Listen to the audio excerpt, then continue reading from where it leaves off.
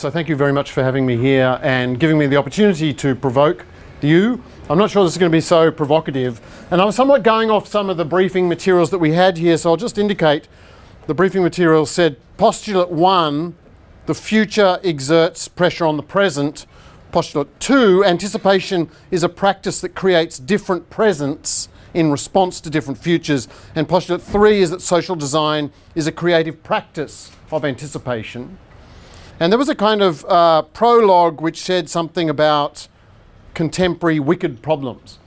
So my first provocation is that a lot of us designers are very excited that Horst Rittel sort of called out wicked problems, because we use this as a kind of license to say, oh yes, we don't just make things, we get to participate in the creation of future societies because we know something particularly about wicked problems. I'm taking everybody's familiar with the rhetoric of wicked problems.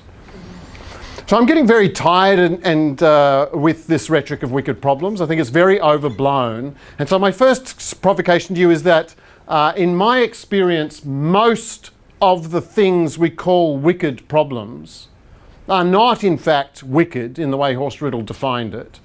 They are in fact things that have quite simple solutions that people in power are refusing to do. So they only become wicked because we try to solve them without in fact disempowering the people who are obstacles. And I think design, and social design in particular, always needs to be very cognizant of the danger of being a kind of participatory distraction from the action of politically trying to disempower those who are refusing to do what needs to be done, and which is quite simple. The redistribution of wealth, the defossilization of our fuel systems, etc. So that's my first kind of provocation, that most of what is wicked is not in fact wicked. The future that is exerting pressure on the present at the moment, I think, is always the wrong one. If you were not at this event with those kind of green manifesto in all caps, terrifying all caps, lots of all caps downstairs, if you were not at this institution and you went somewhere else, you would be hearing lots of rubbish around the future of work, lots of rubbish around automation, lots of people very concerned about these kinds of things. These are the futures that are kind of contaminating our present. So I think a lot of these future concerns that we feel are, I think, the wrong ones. I think that these kinds of present futures of concern are occluding or obstructing our capacity to see what is actually at issue. And so we have to do quite a lot of clearing out of the future. The future at the moment is a polluted space. It is like a Pacific garbage patch, and it's filled with future of work rubbish.